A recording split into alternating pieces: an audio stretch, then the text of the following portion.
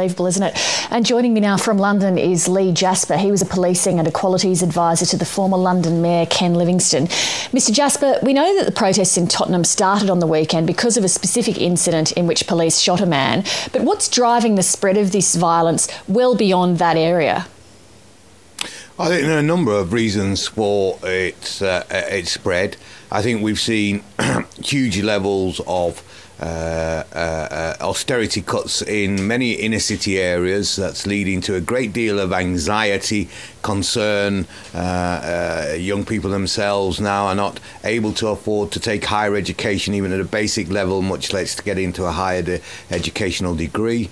That unemployment continues to rise. And there is a sense of anxiety, but also a sense of moral crisis in the country. I think because of the MP scandal, the corporate tax dodging issue of huge multinational companies, the News International corruption cases with the Metropolitan Police and phone hacking, there is a kind of a failure, really, of people in power to uphold the kind of moral standards that we all aspire to. And as such, this has had an effect around the country, particularly in some very poor and deprived communities. I saw a youth with a 52-inch screen walking, having robbed it from a local store in London. And when I asked him what he's doing, he said to me that this is his banker's bonus. It's his MP's expenses. So we have a kind of malaise, a crisis of morality in the country. Things are very tough in very many areas, and I think there is a sort of criminal opportunism that is riding on the back of a legitimate protest of what was a very serious incident of gunning a man down on London streets.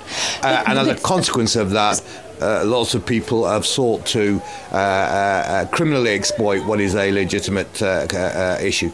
Well, sorry to interrupt you, but presumably there would be a lot of Londoners who feel disenfranchised or unemployed, affected by the austerity measures, who are upset with the sort of issues you raise, who aren't out on the streets of London looting. Is this sort of merely an excuse for people to indulge in criminal behaviour?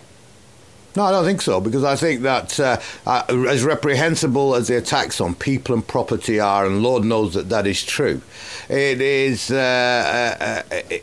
is incredible that you could think about explaining situation without making reference to the fact that we've got deeply alienated sections of our inner cities, young people who don't think that they've got any stake in society. And I think any society wants to minimise the number of people that feel like that. And unfortunately, over the last few years, we've seen that number grow. People are not able to get houses. People are not able to get into further and higher education. Employment opportunities are scarce. And when people feel that they have no stake, or they have, and the abandonment of hope and opportunity, then the politics of cynicism, the politics of desperation fill the vacuum. And I think that what you're seeing is a take-up by people in very many inner cities who are deeply alienated, deeply angry, deeply frustrated, and are taking out their misplaced anger in a splurge of criminal irresponsibility. Okay, well, let me read you, if I could read you a comment which was left on the London Telegraph website in response to an article that's making similar points to those that you're making. And the comment is, "What a load of twaddle. I come from a broken home and was raised on council estates. I didn't look at people who had more than me and think jealous thoughts. Through sheer hard work and determination, I retired in my 40s, a very wealthy man. Opportunities in life stop and start with the person in the mirror." What do you say to that?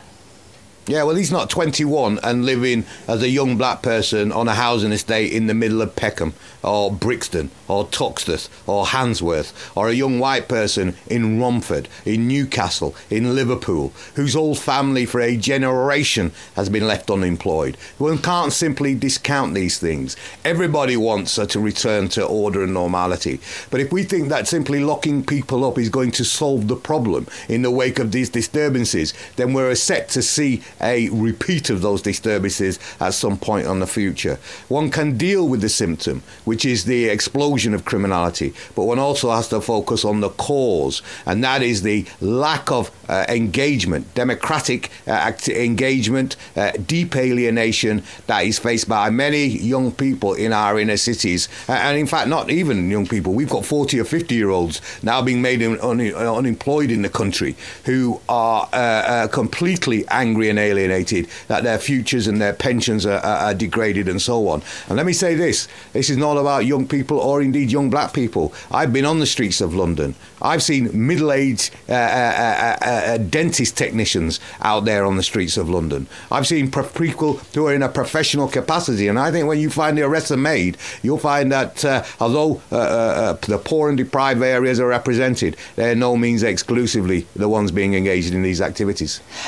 Where are the protesters all coming from, and what is the level of coordination of what's going on? Well, we're living in a multimedia world, and all of the tools for coordination are already out there. So people are using social networking sites, which everybody now is fairly accustomed to, and are able to organise all sorts of activities using this new network and social media. And that is providing a communications platform for people to initiate coordinated activity right across the country. Lee Jasper, thank you very much for making time to speak to us today. Thank you.